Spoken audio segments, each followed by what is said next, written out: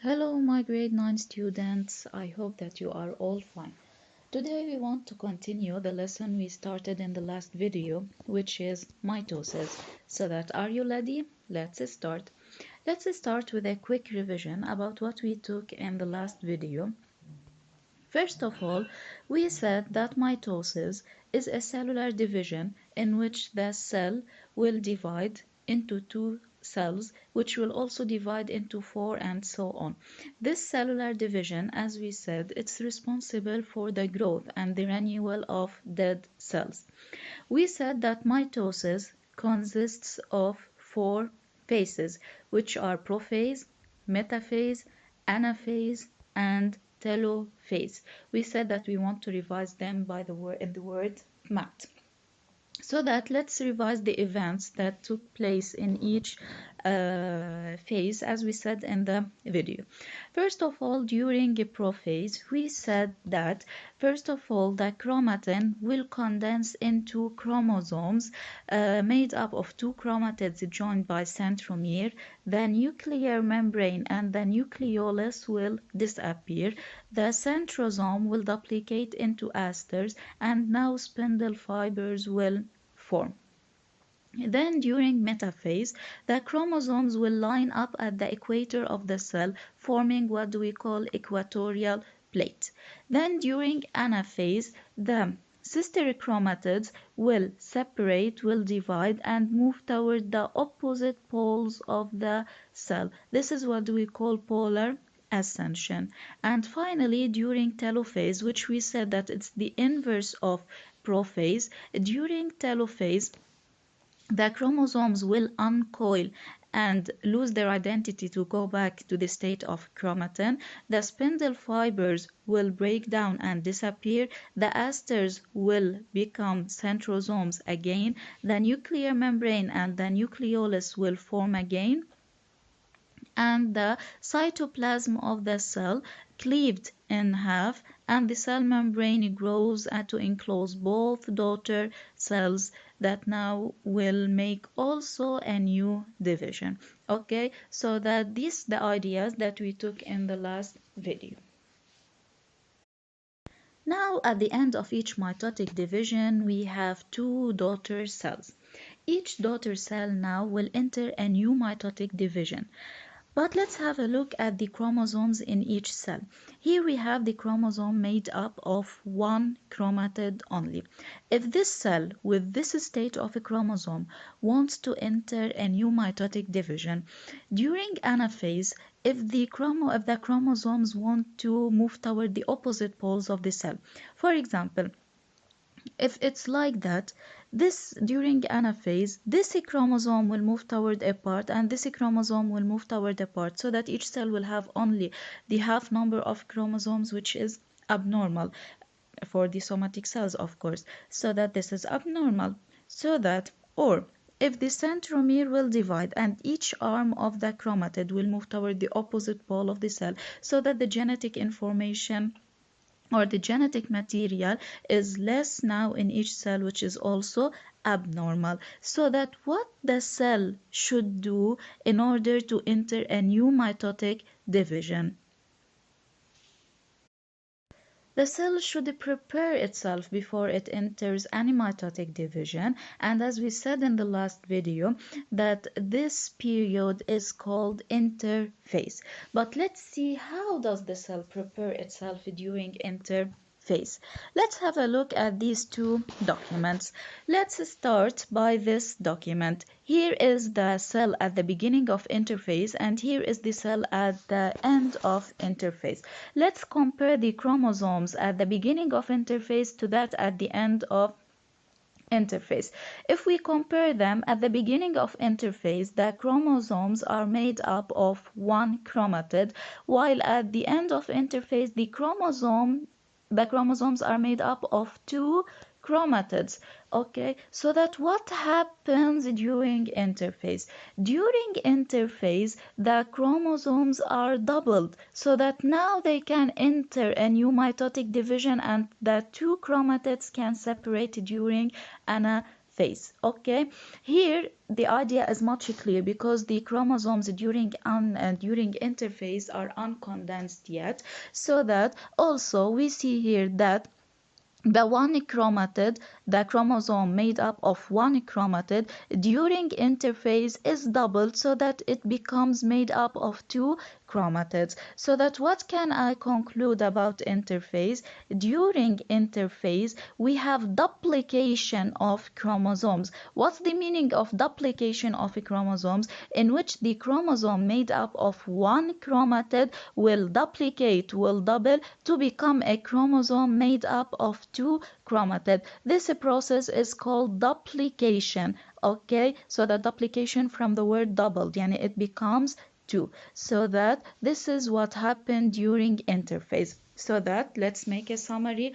The cell, in order to prepare itself for a new mitotic division, it should pass through interphase. During interphase there is duplication, in which the chromosome made up of two chromatids will duplicate and become a chromosome made up of two chromatids. Now the cell is ready in order to enter a new mitotic division.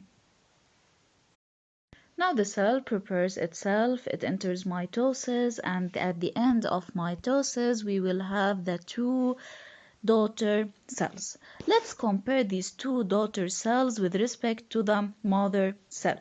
Let's compare the number of chromosomes between the mother cell and the two daughter cells. The number of chromosomes in mother cells is 2, equal to that in the two daughter cells, which is also 2. So that what can we conclude? That during mitosis, the number of chromosomes between the mother cell and the daughter cells does not change. It remains the same. So that I can say that the chromosomes remains the same. So that the genetic material that is carried by each chromosome is the same in the mother cell to that in the daughter cells, so that the daughter cells are identical to the mother cell. They carry the same number of chromosomes, they carry the same genetic information, so that I can conclude that during mitosis genetic information is conserved. It remains the same, it does not change. Because of that, all of the somatic cells of our body are made up of the same number of chromosomes, which are 46 chromosomes, and all of the cells are identical, carrying the same genetic information, because mitosis is a conformed reproduction. What's the meaning of conformed reproduction?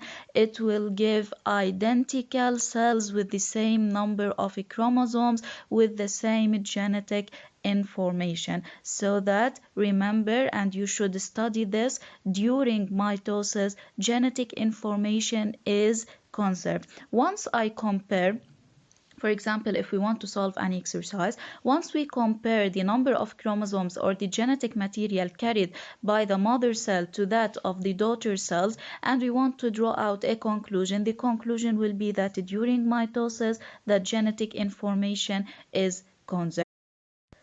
So during the cell cycle, which is made up of interphase and mitosis, the chromosomes appear in different states. Let's differentiate them. First of all, during interphase, at the beginning of interphase, it's made up of one chromatid. At the end of interphase, it's made up of two chromatids, and it's in the state of chromatin, uncondensed chromosomes. However, in prophase, as we see here in the picture, the chromosomes are made up of two chromatids joined by centromere, the same as in metaphase. So that during prophase and metaphase, the chromosomes are made up of two chromatids. While in anaphase and telophase, the chromosomes are made up of one chromatid only, so that we can differentiate between the state of the chromosomes between interphase, prophase and metaphase, anaphase and telophase. Okay, and it's an event that we can know in which phase is this chromosome. Okay, so that this is the behavior of chromosomes during the cell cycle, in which the chromosomes appear in different states from the interphase to the telophase. All of what we mentioned before was about the animal cells. But does mitosis take place in plant cells? Is it the same as the animal cell? Let's see what's the difference between the animal and the plant mitosis. Mitosis also takes place inside the plant, so that also the cells, the plant cells undergo mitosis in order for the growth and the repair of new cells. It's the same. But what's the difference between the mitosis that takes place in the plant to that takes place in animal? The difference is shown here in the figure. We see that in the animal cell we have the centrosomes. Inside them we have the centrioles that will duplicate into.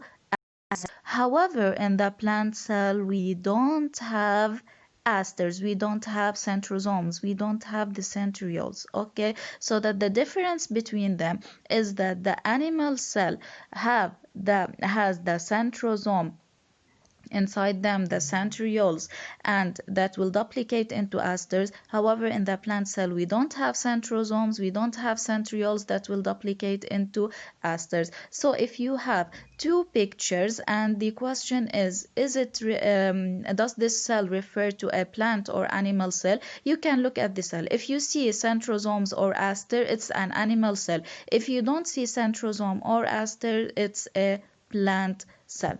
Okay, so that is the main difference between the animal and the plant mitosis. And by this idea, we end the lesson of mitosis. I want from you to study the boxes in this video and revise the sheet that I gave for you the last week.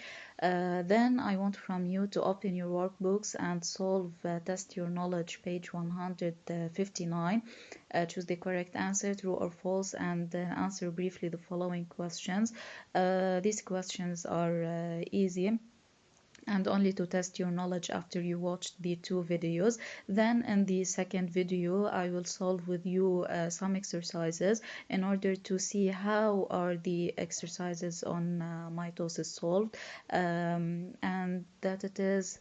Thank you for your listening, my students. I hope that you get the idea of this video.